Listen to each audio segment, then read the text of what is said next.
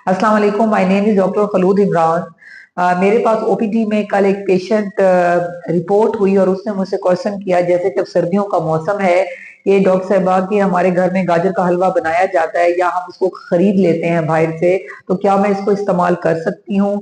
तो आज मैं आपसे ये डिस्कस करूंगी कि जो गाजर का हलवा है वो कौन सी हामला खवातीन ले सकती हैं और कौन सी हामला खवातीन नहीं ले सकती। जो गाजर का हलवा है उसके अंदर सबसे पहले तो कैरेट डलती है, यानी कि गाजर का इस्तेमाल होता है। जो कैरेट है, गाजर है, ये रिच है विटामिन ए में, लेकिन आपने ये बात जहन में रखनी है कि over use of carat is not good. और उसके अलावा जो अहम तरीन बात है कि गाजर को अच्छी तरह धोना जरूरी है, क्योंकि जो उसके ऊपर मौजूद जर्म्स हैं, अगर वो साथ में आप फुली कुक होके वो किल नहीं होते तो फूड बॉर्न इलनेस बहुत ज्यादा कॉमन है। Nausea, vomiting, abdominal cramps, even के मिसकैरेजेस हो जाते हैं और बहुत ज्यादा वॉमिटिंग, डायरिया की वजह से, डिहाइड्रेशन की वजह से भी मिसकैरेज हो जाते हैं और फीमेल बहुत सी मुश्किलात का शिकार हो सकती है। उसके अलावा जो है, जो गाजर का हलवा है, इसके अंदर देसी घी का इस्तेमाल होता है। जो हाई कोलेस्ट्रॉल के मरीज हैं या हाई ब्लड प्रेशर के मरीज हैं वो भी डॉक्टर के मशवरे के बगैर इसको इस्तेमाल नहीं कर सकते। उसके अलावा वो हामला खवातीन जो कि जिनको शुगर है, जिनको प्रेगनेंसी से पहले शुगर है या प्रेगनेंसी इंड्यूस्ड उनको डायबिटीज है, यानी कि दौरान हमल उनको शुगर हो गई है, तो वो भी गाजर का हलवा इस्तेमाल नहीं कर सकती।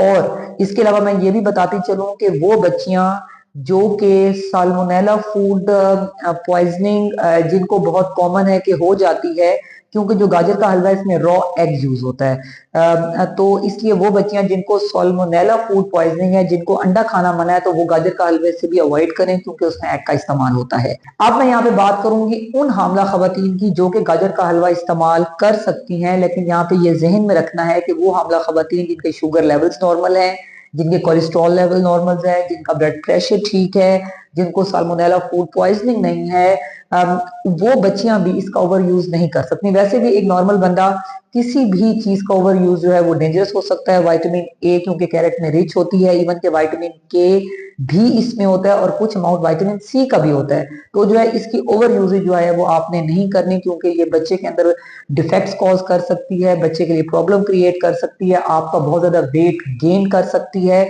और अगर आपको शुगर नहीं है या आपके बॉर्डर लाइन शुगर लेवल है तो ये आपको डायबिटीज कर सकती है। इसी तरह अगर आपके कोलेस्ट्रॉल के लेवल्स भी बॉर्डर लाइन है तो उसको हाई कर सकती है। और अगर आप उसकी वजह से आपका ब्लड प्रेशर भी बॉर्डर लाइन पे है, यानी कि 130/85 है, तो ये आपको उस तरफ भी लेके जा सकती है।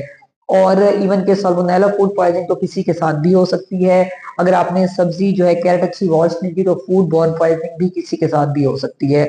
इसलिए इसको आपने कैरेट को अच्छी तरह धो के और इसको एक प्रॉपर तरीके से इसको कुक करना है अच्छे तरीके से।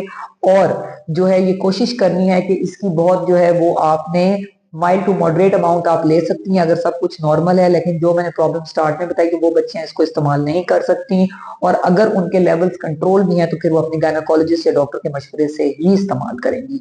अगर आपके माइंड में कोई भी क्वेश्चन है तो कमेंट सेक्शन में लिख सकते हैं। Thank you so much.